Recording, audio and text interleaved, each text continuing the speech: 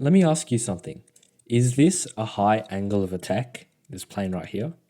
Maybe this, or maybe even this. This is surely a high angle of attack, right? Well, the answer is none of them are true. In fact, angle of attack has nothing to do with where the nose of this aircraft points. What I showed you just then was a high attitude, and attitude is the nose position relative to the horizon. Obviously, the Earth is round, but everywhere on Earth, the horizon is as far you can see. And right here, let's just say this is relative to the horizon. This is 0 degrees because it's straight and level. If we point the nose up a little bit, then we can say it's maybe at an attitude of 45 degrees. Maybe this could be 90 degrees. So when you're taking off, yes, you're at a high attitude, but there is a difference between attitude and angle of attack. And if you don't know that difference, it could mean the difference between life and death. So it's not a small topic, and it's a really easily made mistake by many people. Let's just start with the definition of an angle of attack. What is an angle of attack? So this is an aircraft, and obviously it flies forward like this. Now, when the aircraft flies, we know that the things that generate lift, that keep it in the air, are these two things here called wings, okay? Now, even though the aircraft flies straight and level, the wings are still at an angle of attack. And I'll show you what that means. If you imagine, let's say the wings of this airplane are this book. Maybe this book could be one of the wings. So, of course, we got an aerofoil shape like that, and the plane is moving this way, moving this way. I don't know if it's left or right. I don't know if it'll flip. It's moving this way. And even though we're in a straight and level, the rest of the aircraft is flying straight and level. We're maintaining a height. The wing will always be at a very slight positive angle like that. So it won't be completely flat unless you're flying a rocket powered thing or something. But if you're flying an aircraft, an airplane, if it's flying straight and level, the wing is going to be at an angle of attack. This is because you need a positive angle of attack to generate lift. It's part of the lift equation. Even though it's not perfect, it's accepted that you need angle of attack for lift. So what actually is this angle of attack? It's the angle this wing makes, okay? The angle of this wing, the chord line of this wing, from the tip to the tail, that line, the angle that line makes with the relative wind. So what's relative wind? Relative wind is the wind relative to the aircraft, okay? If you imagine the aircraft's motion as a vector, the vector meaning of relative wind is the velocity of the wind minus the velocity of the aircraft. So if we just assume that all the space around me is still air, so there's no wind, and we don't need wind to understand angle of attack anyway, if there's no wind, then the velocity of the wind is just zero, right? There's no vector, there's no arrow, it's just zero. So remember, velocity of the wind relative to the aircraft is the velocity of the wind minus the velocity of the aircraft. So let's say the aircraft is moving this way, and the velocity of the aircraft is an arrow pointing this way. So 0 minus this arrow, well, that just means it's minus the plane's velocity. So it would be the same magnitude, but in the opposite direction. So plane flying here, relative wind relative to the aircraft, is just pointing the other way. Same speed, but in the other way. And this applies not only to planes, but to everything. When you're running and you feel the wind on your face, obviously that's not the wind blowing at you. That's you going fast. And because relative to the wind, you are moving, the wind also relatively moves towards you, and you feel like wind is hitting your face when really you're hitting the wind. So I hope that makes sense. Relative wind hits our airplane's wing at an angle, okay? This angle right here, this one's about 45 degrees, okay? It's moving. It can only be a relative wind if you're moving, right? Moving, that angle, that is angle of attack, ladies and gentlemen. So let me ask you one thing. Is this plane at a high or low angle of attack right now in this motion? If you said low, you're right. Now, what about here? Is this plane at a high or low angle of attack? Well, if you said it's at a high angle of attack, you'd be wrong. Why? Because it's moving like this. So the relative wind is opposite that, okay? And if we look at it, if we take the wing and we look at how the wind is hitting the wing, it's going to be a really shallow angle, right? Now, what about this? Is this a high or low angle of attack? What I'm doing with this toy plane right now, high or low?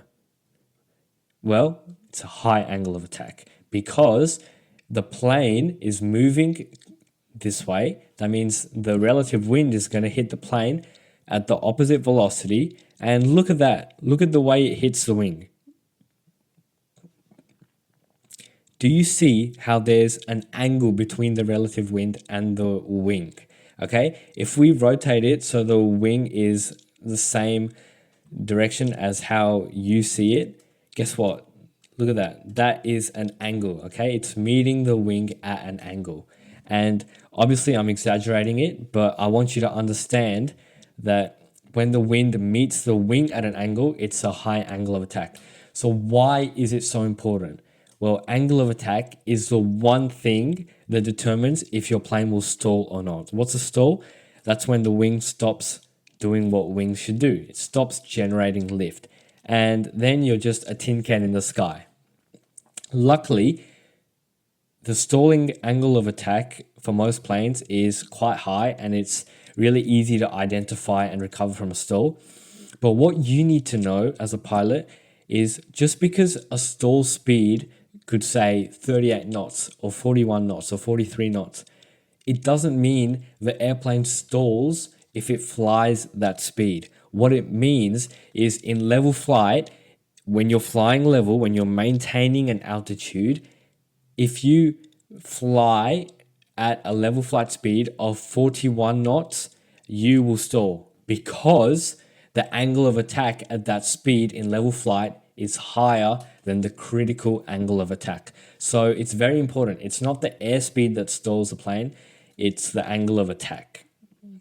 And for most planes, for most trainer planes, it's about 20 degrees of angle of attack. So obviously what I'm showing you is a vast exaggeration, but I do want you to get the concept because that's what's important here. So one more time, which a plane is very prone to stalling is in turns. And you need to understand turns. Basically, let's say the aircraft is turning, you're flying level and you want to turn. First thing you do, deflect the ailerons, okay? Adverse yaw, you fix that.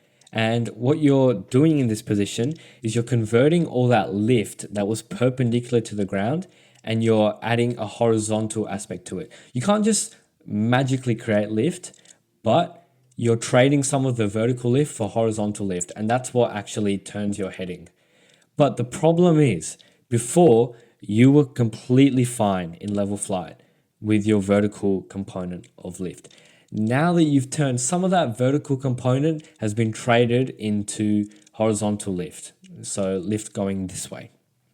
Now, your airplane wants to sink because you no longer have enough vertical lift supporting the weight which goes down towards the ground. So what do you do to fix that? You add back pressure. And by adding back pressure, you're increasing the plane's angle of attack. Because if you imagine there was a camera on the tip of this wing and you're looking straight at the plane. So we're in a turn, we roll the ailerons, okay?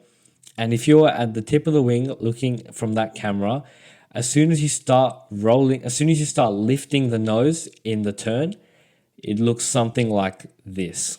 That's the same sort of idea we had when I was showing you the high angle of attack before. It's the same thing. We are flying through the air like this, not going directly where the nose points, but sort of at an angle. And that is exactly what angle of attack is.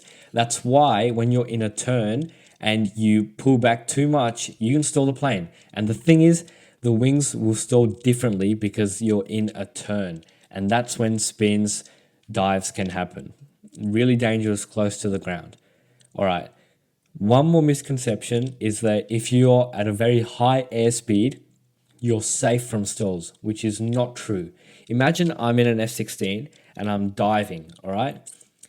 If I somehow, with all this velocity, if my nose somehow manages to suddenly pitch up and I'm still falling like this, guess what? Look at that angle of attack. Look at that. That's like 90 degrees. Unrealistic, I know, but you get the point, okay? It's not about how fast you're going. Look at this velocity. It's really fast. But because my nose is pointing up compared to the relative wind, I shouldn't say nose, but I should say the wing chord is at a high angle to the relative wind. It's a stall. A stall is a stall, no matter how fast you're going, okay? As soon as the angle of attack increases past 20 degrees, then the wing is about as useful at generating lift as this book, all right? It does not matter how fast you're going. There was a video that's on the internet, really popular among pilots.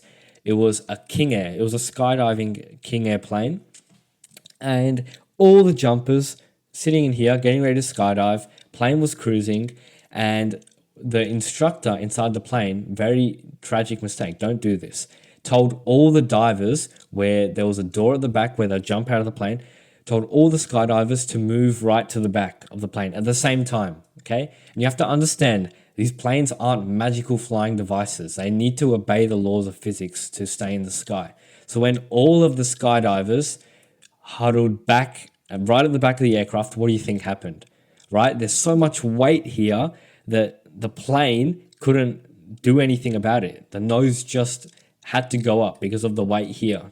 And guess what happens when we're in level flight and then the nose suddenly changes its position and the wings change its position to the relative wind? That's it, high angle of attack. And as soon as all the divers moved to the back and the weight acted on the plane has inertia, so it looks something like this, high angle of attack, stall.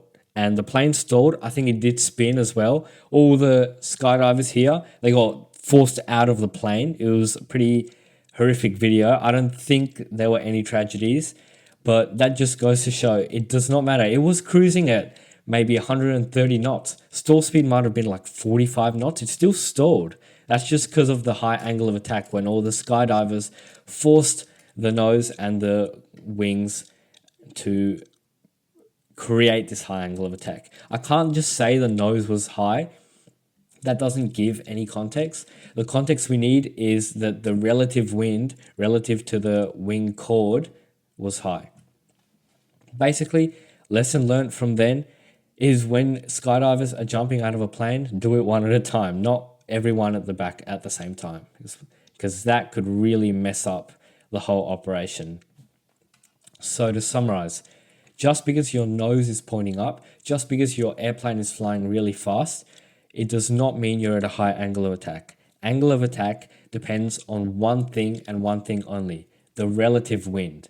And relative wind is just the opposite of your plane's velocity. So if you're flying like this, relative wind is the same speed, but in that direction. If you're flying like this, relative wind is in that direction, same speed. You feel relative wind when you're running. When anything is moving in Earth's atmosphere, it has a relative wind. Now, the angle the relative wind creates with the wing is angle of attack. That's all it is. And it can happen in many different scenarios. Most importantly, takeoff, landing, and turns. So, if anything, make sure when you're flying to assess what your angle of attack is.